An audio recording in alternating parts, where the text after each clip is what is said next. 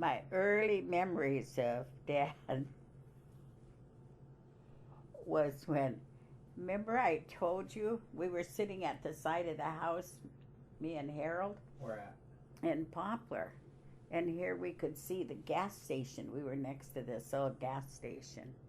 And at the end of the day, he used to give Harold, the old popcorn. He'd put it in a sack and take it to Harold. Who, Grandpa? Huh? No, this old man that ran the gas station. Oh. And here, Bubblegum was, you couldn't get it because it was during the war. It was rationed just like everything else. And it was a penny a piece. And anyway, I sent Harold over there because it came in. And I sent him over there to steal me a piece. Dad came back, and here I was sitting on the side of the house, and I had this great big bubble. And he said, Joyce, and here that old bubble popped in my face. I knew I was in for it. And he said, where'd you get that bubble gum? And I looked at Harold, and I said, from Harold. And he said, Harold, where'd you get the money? And he said, I took it for her.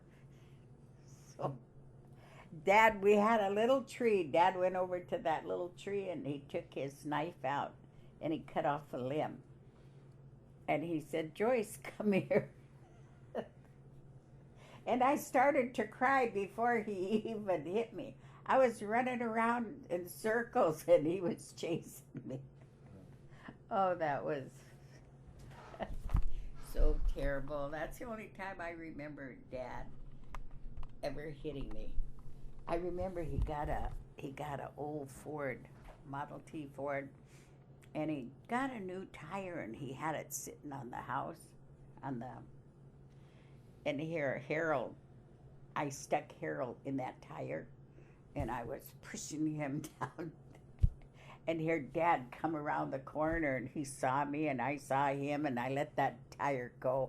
Harold, that tire was going, and he finally fell out.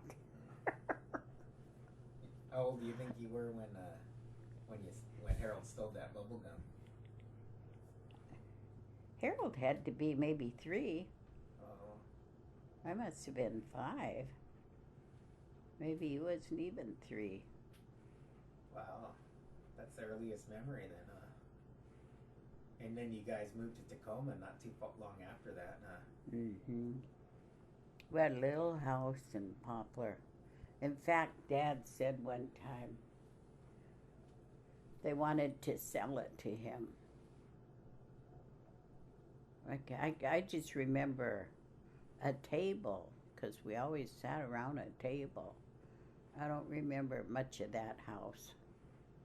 But then we moved to Finley Smith's house, and that had 1 bedroom and a kitchen. That was it. Toilet was outside. Everything was outside. Mom had an apple box in the window, and that was our refrigerator. How many people were living there? 5? No.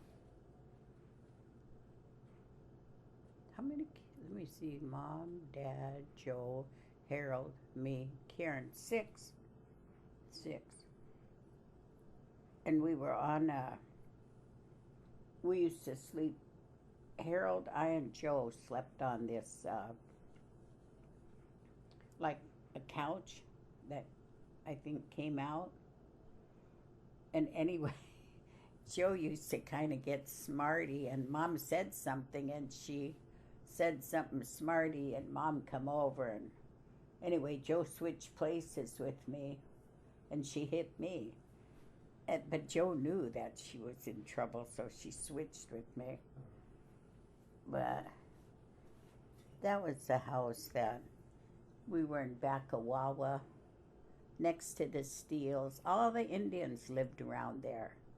And in back of us was the Lesters, and they used to drum.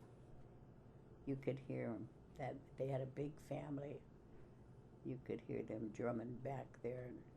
Especially if somebody died. We'd hear drums all night long. Did Grandpa ever drum over there?